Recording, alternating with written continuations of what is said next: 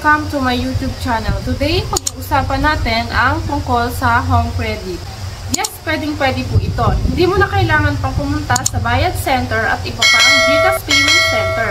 Gamit lang ang iyong cellphone at data, makakapagbayad ka na sa iyong home credit. So, hindi ko na nga patatagalin ito at ituturo ko na nga sa inyo kung paano ba gawin ito. Panoorin nyo lang hanggang dulo itong video na ito para malaman nyo kung paano ba ito gawin.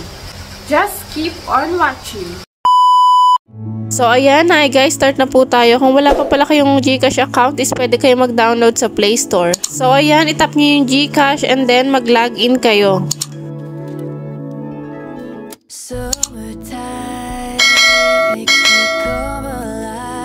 After nyo mag-login is mapupunta kayo dito sa home ng GCash. After naman yan is i-click nyo naman yung view all. Under naman itong my favorites is hanapin nyo naman yung pay.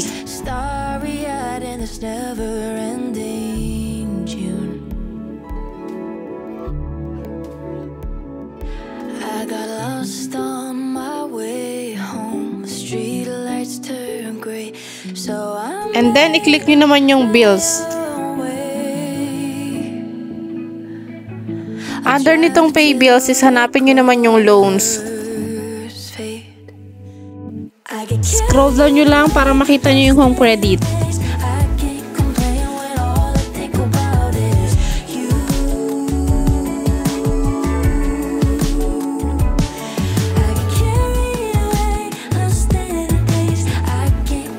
So, ayan, as you can see, dito nyo ilalagay yung amount ng pagbabayaran nyo, yung contract number, and yung mobile number, tsaka yung email. Yung contract number pala is makikita nyo ito sa mismong papel na binigay ng home credit na pinag-loanan nyo. Summertime makes me come alive, makes me think of you.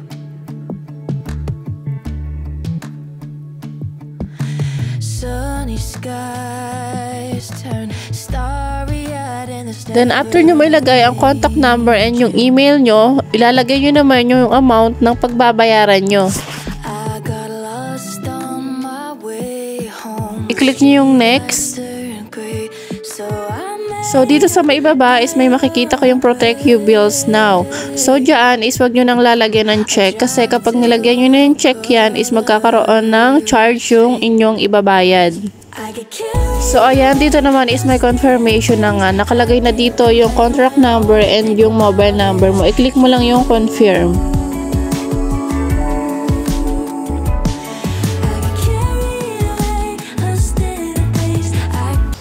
Ayan, sana po nakatulong itong video na ito and don't forget to like, share, and subscribe para palagi kayong updated sa mga video tutorial na i-upload ko. Maraming salamat po sa inyong panonood. See you on my next vlog. Bye-bye!